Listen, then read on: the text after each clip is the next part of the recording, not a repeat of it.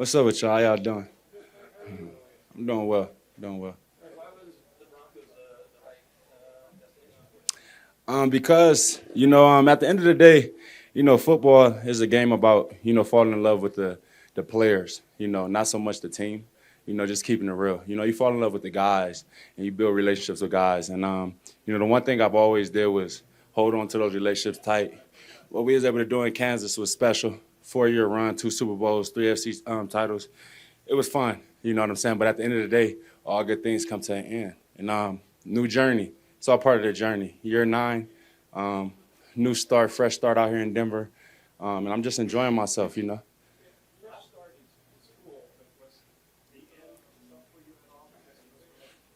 I wouldn't say it was the end. It's never the end when you get the job finished.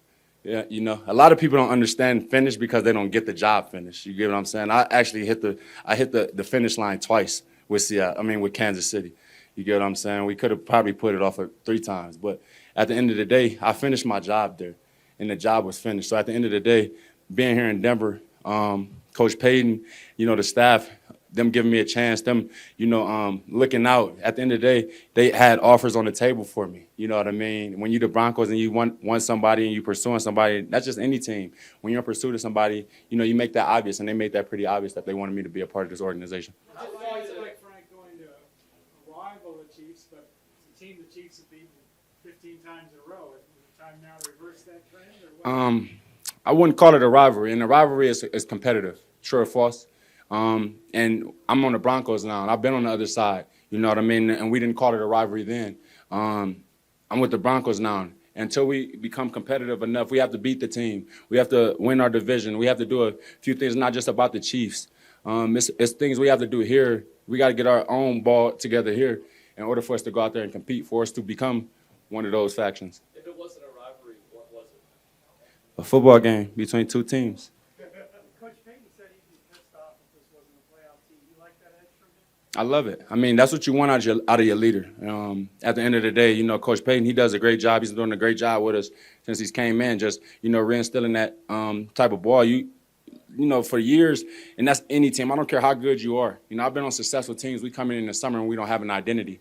You have to build an identity every year. If you're living off what you did last year, I'm not coming in here talking to these guys about, oh, man, I'm this Super Bowl champ, 2-time champ. I haven't said that one time to any of these guys.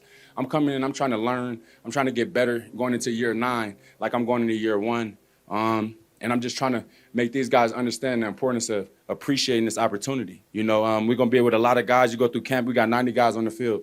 You only can play with 53 at the end of the day. So you got 40 guys that's not going to be here. 40 people who going to possibly be on other teams, hopefully. And, you just enjoy the moment, enjoy the grind, and, everything else is going to come. What do championship teams do better than teams that don't? What is the trait that's not? I think it's the routine, the focus level, and their ability to be able to eliminate distractions. I feel like when you eliminate distractions, and I've been a victim of distractions multiple times in my career, whether social media, and away from ball, away from the field when you on your own at home. That's the biggest thing. It's when you're away from this, because this is so organized. This is so routine. Everything is on the wall for you to, tells you where to go, what to do. And then when you get out of here, it's like, boom, you got your whole life now. You got everything for the day, a whole 24. So it's like it's imperative that you focus away from here. Every team that I've been a part of that was successful, I watched our focus. I knew we wasn't going to win the Super Bowl two years back to back because the second year we wasn't focused enough. We wasn't together. It wasn't the same type of attachment that we had that first year and the last year. So if you ask me, it's always focus. Like I said, I harped on earlier, the ability for the team to connect on another level, and for us to trust our coach. We got a hell of a head coach, man. Sean Payton is a hell of a coach, and he believes in his players. He believes in his quarterback.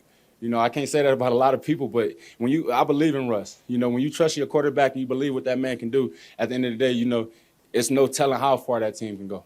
Two more for Frank. How would you around Russ obviously earlier? How is Russ the same, and how is Russ different from when you were his teammates? Mentality, he's still dangerous. You know what I'm saying? He's still dangerous. Like, don't get it twisted at the end of the day. Players are going to age. The skill is going to fall back sometimes. I'm not saying that's happening to Russ. I'm not saying that's happening to nobody who gets older with age. I'm just saying you got to understand, Russ is a veteran. He's a guy who's won on multiple levels.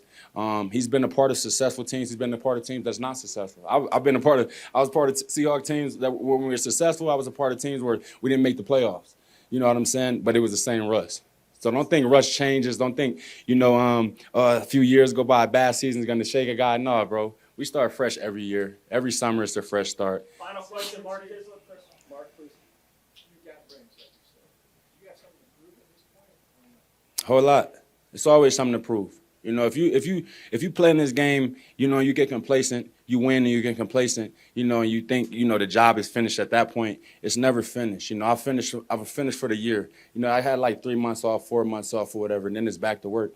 But I've always harped on that. I always harped on being the hardest worker on the field, no matter where I'm at. It's proven. You can pull up film, you can watch whatever. That's what wins rings. That's the most important part. It's being the hardest worker, on the field, off the field, and that's going to lead to all the success in life. Thank you very much, Frank. Appreciate y'all.